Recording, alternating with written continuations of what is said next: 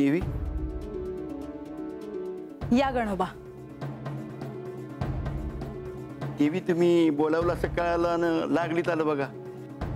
काय काम होतं देवी? गणोबा, आज गडावर देवेंद्र आणि शचीदेवी राहणार आहेत। वय जी, मी त्यासनी अतिथी कक्षामध्ये नेलं होतं, तिथं विश्रांती घेत आहेत। हे चांगलेच झाले, पण आता काही वेळातच भोजनाची वेळ होईल आणि त्यांच्यासह प्रधानजी आणि लक्ष्मीदेवी देखील आज भोजनासाठी येणार आहेत। गणोबा, देवेंद्र आणि शचीदेवींना हा निरोप पाठवा की भोजन कक्षेत त्यांच्या भोजनाची व्यवस्था केली आहे, त्यासाठी तुम्ही यावं। वय जी। आणि तसाच हा निरोप लक्ष्मीदेवी आणि बंधूंना देखील पोचवा। काय झाले गणोबा? देवी, देवांचं राजा आला आहे ती, आणि आज जेवण बी बनवलं आहे, पर तुम्ही आम्हाला काय बी बनवून दिलं नाही, समजा स्वतःच केलं। देवी, आमचं काही चुकलं का? नाही गणोबा, तुमचे काही चुकले नाही, पण त्यांचे आदरातिथ्य मी स्वतः करावे असे मला वाटले। आता या तुम्ही, लवकरच भोजनाची व्यवस्था होईल।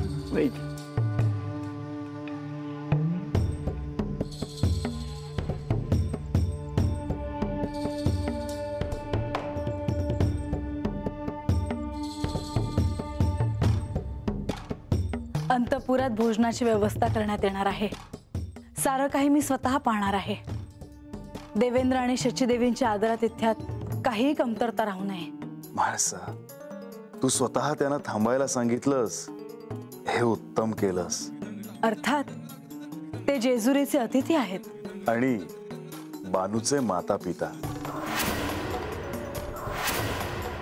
ते बानूचे आईवडील असले तरी आत्ता या क्षणी माझ्यासाठी ते देवांचे राजे आहेत आणि आपले अतिथी आहेत। आणि माझ्या घरी आलेल्या, या जेजुरीत आलेल्या अतिथींच्या आदरातिथ्यात कोणतीही कमतरता पडू नये, हेच मला जास्त महत्त्वाचं वाटतं। मी भोजनाची व्यवस्था कुठवर आली हे बघून येते, तुम्ही देखील वेळेवर या। आज सर्वजण एकत्रित भोजन करूया।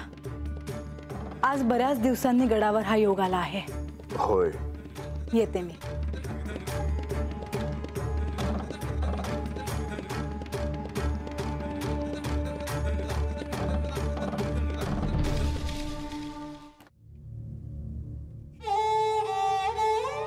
वय बा, म्या जेजुरीला जातो आणि देवांच्या मोर हात पसरतो, होत तर लागलं तर महासदेवीसनी भेटतो, त्यासनी सांगतो की आमची चूक पदरात घ्या,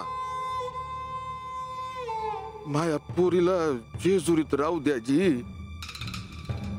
नाही बा, आता हे समज करून काय बी होणार नाही। पण आता ते जरी म्हणले तरी म्या जेजुरीला जाईल का नाही हे मला सांगता येत नाही।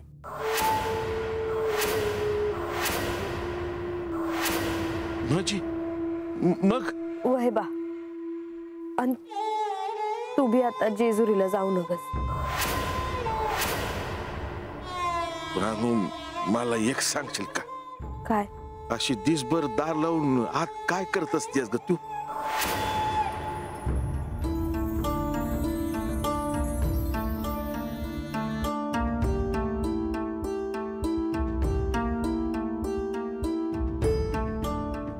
आता हे मी तुला सांग म्हणलं ते बी तू सांग ना बघ। अगं बानू, अगं आम्हा समजायची तुझी काळजी वाटते या। अगं बोल की काहीतरी। अरे काय सांगू मी बा?